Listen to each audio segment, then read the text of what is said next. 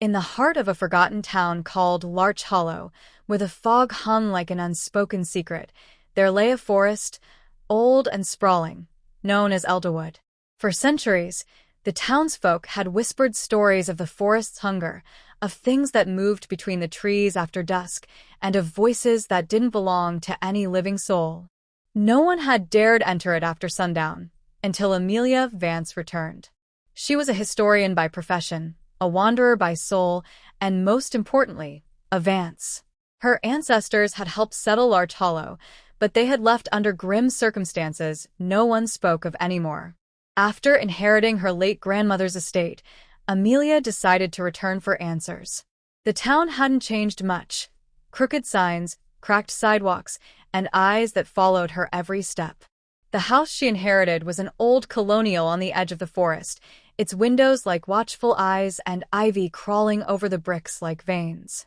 On her first night, Amelia found an old journal tucked away in a hidden drawer beneath the floorboards of the attic.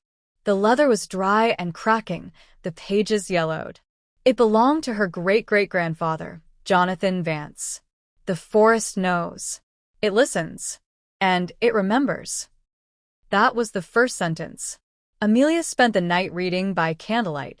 Jonathan had documented a strange illness that had swept through Larch Hollow in 1884. People heard voices calling their names at night. Some walked into the forest and never returned. Others came back, changed. His journal ended abruptly after describing a ritual meant to seal the breach within Elderwood. But there were no details. Just, we buried it beneath the old chapel, and may God forgive us for what we did. The next morning, Amelia visited the town library, a crumbling building run by a frail man named Mr. Coldwin, who spoke in riddles. "You're a Vance," he muttered as she asked about the chapel. "They always return, just like the whispers." "I'm researching the forest," she said. Your family kept something buried that should never have existed." He refused to say more, but slipped her an old, torn map, hand-drawn, showing the edge of the town, the Elderwood, and a spot marked with a red cross where the chapel used to stand. That night, the whispering began. At first, Amelia thought it was the wind, but the voice called her name, gently, insistently. "Amelia, come home." She stared out of her bedroom window, into the dark line of trees. Something stood there, half hidden in shadow. It looked human but wrong. The next day, Amelia followed the map. Elderwood was quieter than she imagined. No birdsong, no rustling of animals, just the crunch of her boots on dead leaves and the rhythmic thud of her heartbeat.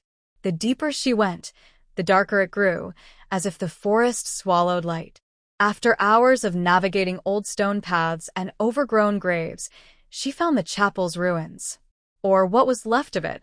Blackened stone walls, a collapsed roof, and a broken altar. Beneath it, a hidden door, rusted shut, which she managed to pry open with a crowbar. A narrow stairway descended into the earth. With her flashlight in hand, she stepped down into the crypt. The air grew colder, heavier. Bones littered the floor. Not just human, but twisted, malformed. Some had claw marks. Others looked like they had tried to scratch their way out. And then she saw it, a large stone slab in the center, covered in runes she couldn't read. On top of it, a blackened wooden box, nailed shut. She didn't touch it. Not yet. Instead, she took photos and returned to the house, heart pounding. That night, the whispers grew louder. She locked her bedroom door. "Amelia, you open the path." Then came the tapping. At the windows. On the walls. Inside the walls. And then the dreams. She saw her ancestor, Jonathan Vance, standing in the chapel, chanting, covered in blood. Shadows circled him, whispering secrets in a language she couldn't understand. He turned to her and said, "You're the last, Vance. And now it's your turn to finish what we began." The next morning, Amelia awoke with a nosebleed, the taste of iron in her mouth, and a phrase echoing in her ears, one she didn't remember learning. Coran Vale. Narthesh Dollar. She wrote it down and searched it online, but found nothing. She began looking through her ancestors' journal again. Every page, every scribble. Near the back, smudged and nearly unreadable, were similar phrases. Beneath them, one warning. If it speaks, you must not answer. The voice becomes you. Amelia felt the forest pulling at her, not physically, but spiritually. Something was waking beneath Elderwood, and it had waited generations for this. The disappearance. That evening, she visited Mr. Coldwin again. The library was empty, dark, despite it being only 5 o'clock. She found him collapsed on the floor of the reading room, clutching a note in his cold hand. The box is a seal, not a prison.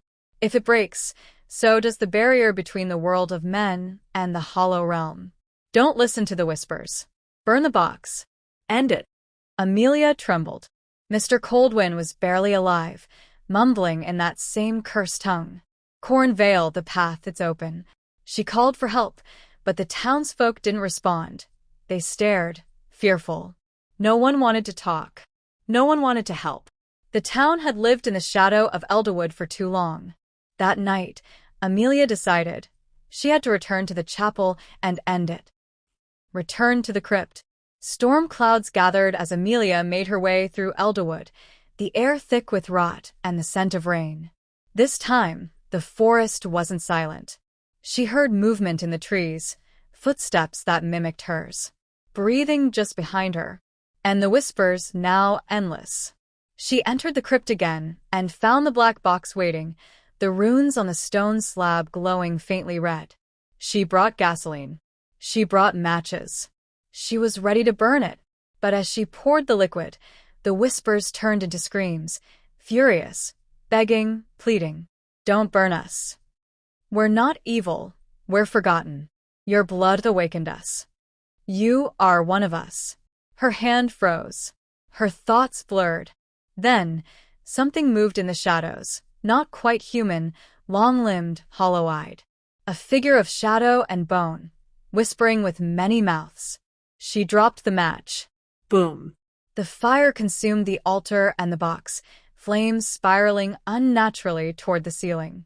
But instead of dying down, the fire carved symbols into the crypt walls, ancient sigils, blazing with light. The entity screamed and retreated into the dark, but not before speaking in perfect, clear English. You've sealed the tomb, girl, but the forest is mine, and you're part of it now. The aftermath. Amelia crawled out of the chapel as dawn broke. Smoke rose from the forest, but the sky above was finally clear. Birds chirped for the first time since she arrived. The curse was broken, or at least buried deeper. The townsfolk emerged, cautious but relieved. Mr. Coldwin awoke from his trance and gave her a slow nod. You burned it, he asked. I did, she said. But it spoke. It knew me. He looked away. The Vance bloodline was always tied to Elderwood. You just woke what they left behind. 3 weeks later, Amelia packed her bags, ready to leave Larch Hollow. She'd sold the house. The town felt lighter now, safer. But sometimes, just as she closed her eyes at night, she still heard it. Softly. Like breath on the back of her neck. Cornvale. She didn't respond. Not yet.